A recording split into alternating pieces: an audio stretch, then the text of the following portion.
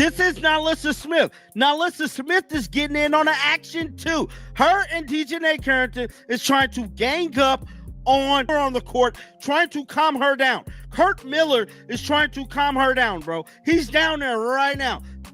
I mean, this was just, guys, I'm telling you right now, the world, like, this just happened, so everybody haven't even reacted to this yet.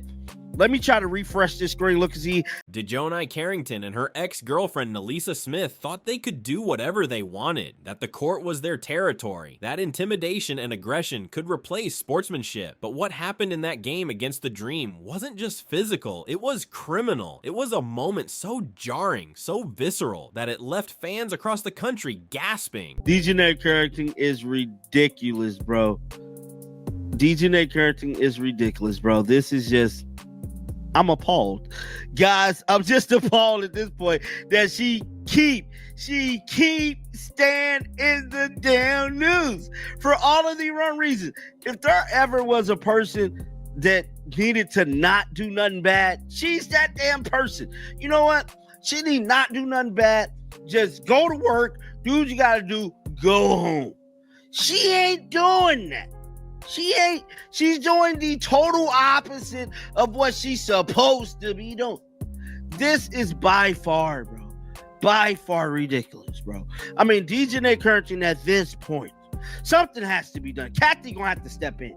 I mean, this is crazy, bro. Even the commentary was all like, I wonder why security's not stepping in. This is crazy, because there's no... She probably would have hit Satu Sabali, bro.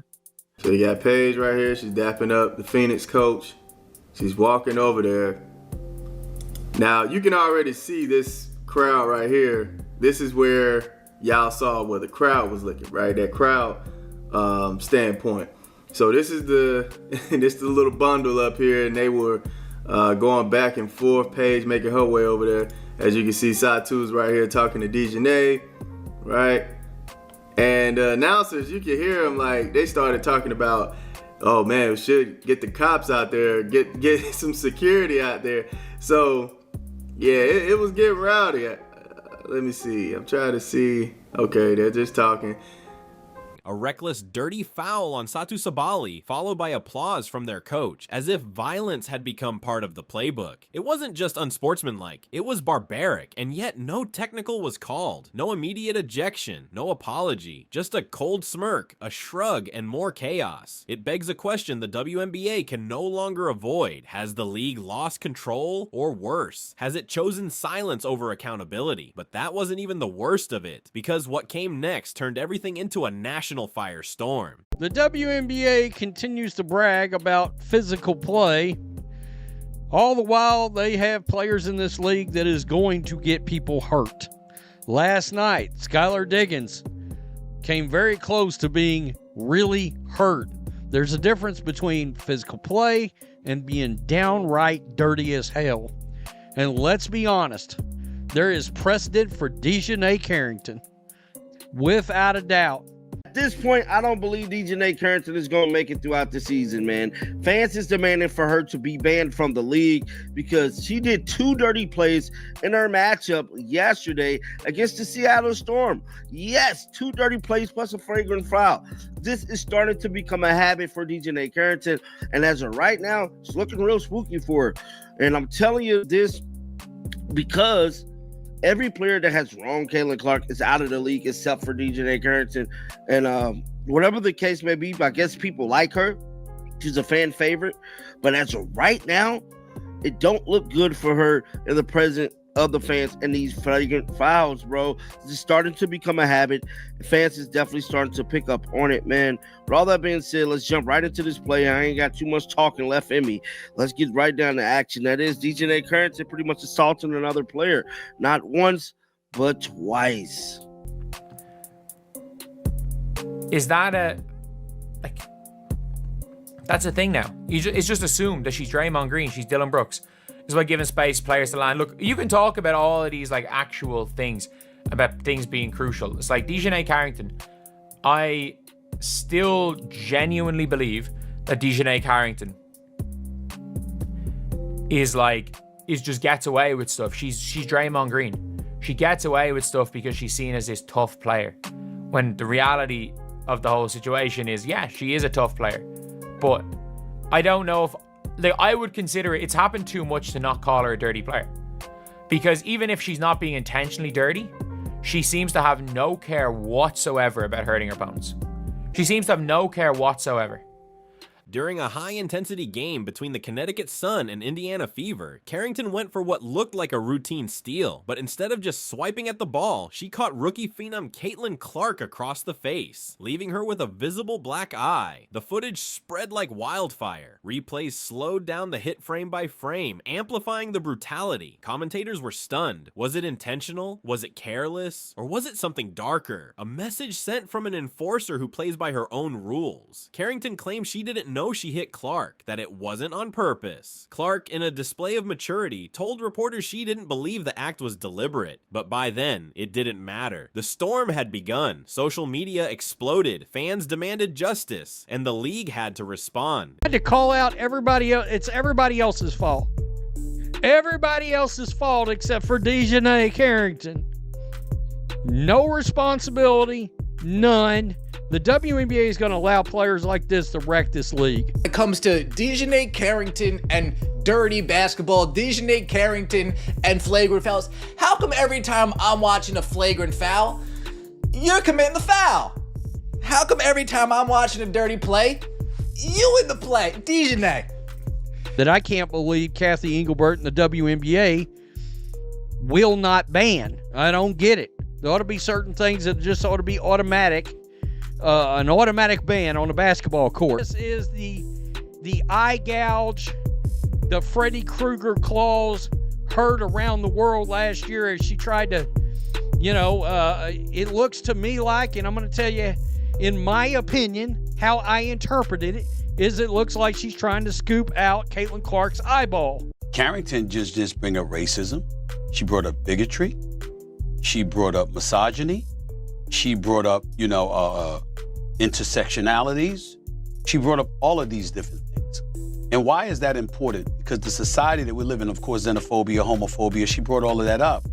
Why is it important to point that out? So when Carrington spoke up, I got where she was coming from. Dirty basketball, DiJonai Carrington and flagrant fouls. How come every time I'm watching a flagrant foul, you're committing the foul? How come every time I'm watching a dirty play, you in the play? DiJonai. Can we go a week without you flailing and going after somebody? Can we just go 1 week? That's all. Just 1 week, DiJonai. Like DiJonai Carrington is back in the headlines after she unloaded on fans for calling her out. And when the WNBA did respond, they made it loud, very loud. The league came down with one of the harshest penalties in recent memory, a 3-game suspension and a staggering $500,000 fine for Carrington. It shocked everyone, not because fans didn't believe she deserved punishment, but because such a large fine was almost unheard of for a play that hadn't even been ruled flagrant during the game. Suddenly, everything shifted. This wasn't just about a foul anymore. It was about perception, favoritism, and public pressure. So the Mercury ended up winning the game, man, and I know some people wanted to see that footage, so I was like, all right, let me just go back and record what happened, because I couldn't find it on the internet at all. So yeah, a little back and forth at the end of the game, but Mercury ended up pulling it out. They're 7-4 right now, still looking like a deadly team. From this game for y'all, man, it's Paige Beckers looking like Paige Beckers. All right, that's the main thing that I can pull from this game. I was simultaneously watching the Aces game as well, trying to see what was going on in that. So I was watching that more so than watching this game. But from what I was seeing, Paige Beckers, man, she was going off 13 for 19, 5 for 7 from the 3, 4 for 5 from the free throw. She had 35 points, 1 block, 1 steal, 4 assists, 6 rebounds, man. Gotta give it up to her. Gotta give it up to her. Now, the thing is, Paige Beckers finally starting to take charge. That's what I saw in this game, man. She said, hey, look here. I'm the star. I'm about to go ahead and start showing you I'm the star. She put Enrique to the side and said, hey, I'm putting up the most shots today. Not trying to start anything between them, but I'm saying Paige Beckers needs to be more assertive, more aggressive. She needs to take charge. This is your team, honestly. Enrique is a phenomenal player, but she's so inconsistent. She needs you. You know, she needs you to set the tone. I think Paige Beckers can be a lot more consistent than Enrique. So, yeah, I think Paige, this is your team. You need to go ahead and be assertive. You know, get to your shots. Make sure you put up the most shots, honestly. But even then, you know, you see her team, Enrique, 0 for 4 from the 3, 0 for 1 for Carrington, shooting 40%, shooting 20% from the floor for Enrique, 10 points, 11. Some fans said the punishment was long overdue. Others cried foul themselves, accusing the league of overreacting to protect its golden girl, Caitlin Clark. And that debate? It wasn't about basketball anymore. It had become a cultural flashpoint because DiJonai Carrington isn't just any player. She's a lightning rod for something much bigger. Carrington has been under scrutiny before. In just 12 games, she's had 4 separate incidents where she appeared to swing toward another player's face. That's one dangerous moment every 3 games.